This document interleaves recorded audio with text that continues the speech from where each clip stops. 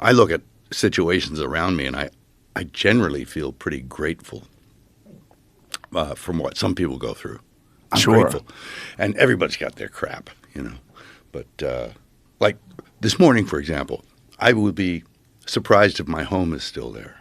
Yeah, we were just talking about that. The Palisades is on fire. Yeah. My friend Tom Segura, his house is gone. Yeah. It was where he used to live. He sold it, luckily. Yeah, I have a son. He's in the sort of volunteer fire brigade, Milo. I call him the mayor of Malibu. And he's running around. I asked him, how's things looking there, Milo? He says, not good, Pops. He says, your neighborhood. And he sent me a video of my neighborhood, and it's in flames. It looks like an inferno. So, yeah. Do you think this will get you out of California finally? Yeah, maybe. You know. Where are you going to go? Oh, I don't know. I got a place in Costa Rica. I love it Ooh, there. Yeah. Costa Rica's nice. Yeah, I bought there many years ago. And yeah? It's in a real nice spot. It's not too touristy or, you know, dirt roads. So it's nice. Off the beaten. Does it feel safe out there?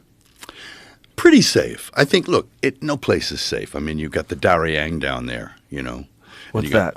It's kind of in the, what's the next country down? Panama. Mm-hmm. And there's this no man's land where the Colombians come through, and it's like, you know, all kinds of dirty dealings in the jungle with, you know, who knows, you know, drugs and mules and, you know. Yeah. So, you know, it can be dangerous, and I've heard of danger happening there.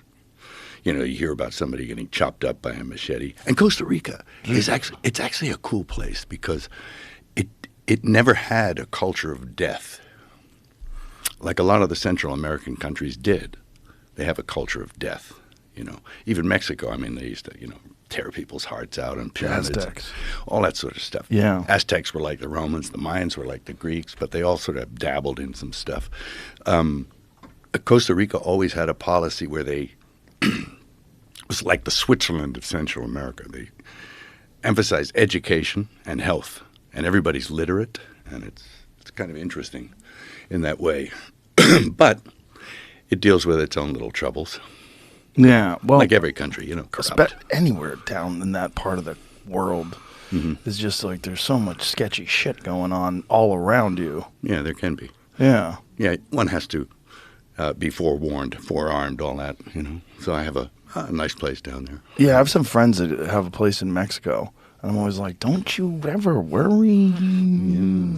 Yeah, I worked in Mexico a couple of times. I was down there, and it was in Veracruz, and apparently, you know, people were rolling heads into bars and stuff like that, you know, rival gangs and stuff, and they said, I'd go for a walk, you know, and they'd say, you're crazy going for a walk. You'll get kidnapped. I said, I'm not going to get kidnapped. I'm the guy that pays. You're going to get kidnapped, and I'm not going to pay your ransom. So it's like I never felt insecure in that way. And, you know, if something's going to happen, it's going to happen. Yeah. You know, if your number's up. I know I used to watch guys who do what I do for a living, and they'd have a phalanx of bodyguards around them, you know, and like for security and stuff. And I used to have that stuff for a little while, but, it doesn't make any difference. You're going to be okay. Okay. Or not. Or not, right? Yeah. Until you're not. Until you're not. And everybody's going to be okay until they're not. Yeah.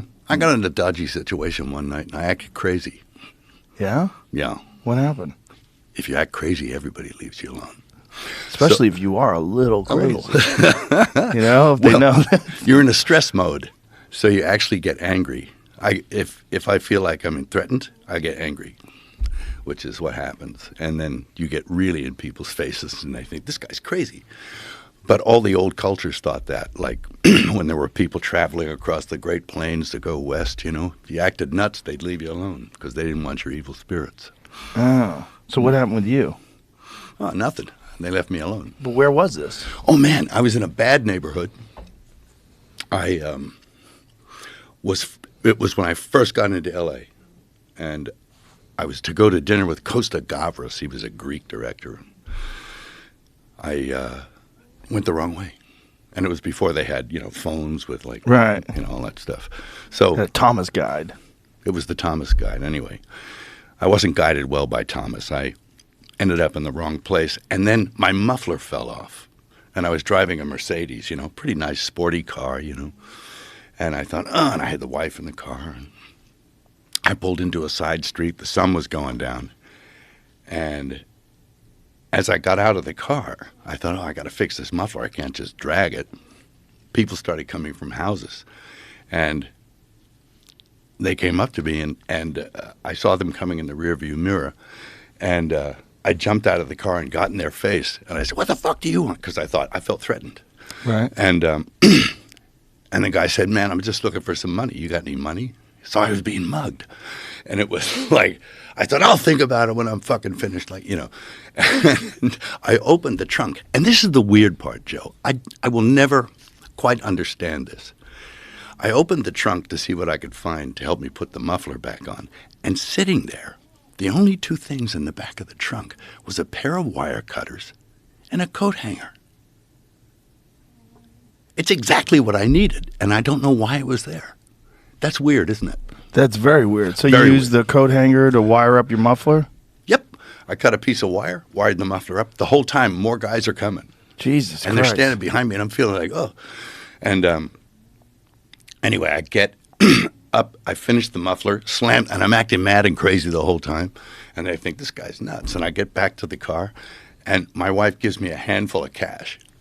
And I thought, what's this? She says, it's just 5s and 1s. Give it to him. So I threw it and drove off. But it was looking hairy for a minute. And you never know. What year was this? Oh, my God. Back in the 90s.